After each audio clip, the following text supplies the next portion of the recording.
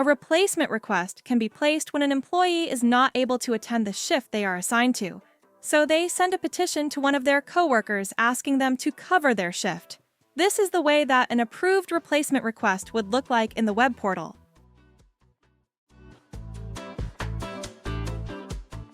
To request a replacement, go to the schedule, enter the shift you want to replace. Click on the button at the bottom right, which is a plus symbol, and select the replacement request option. Here, you will see the people who are enabled to send the request to be replaced in that shift. Select the person who is available and then select the Submit button. When the shift is displayed again in the schedule, it appears that the replacement request is in progress.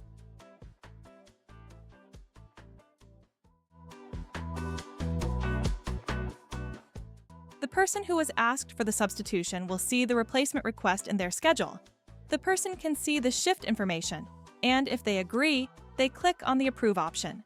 When returning to the schedule, the shift is already reflected as assigned. Rejecting a replacement request is almost the same process, but when it is rejected, the request will be deleted from the schedule of the person asked to replace. To the person who is requesting the change, the Replacement Request in Progress note will disappear, and this shift will be back on their schedule and assigned to them.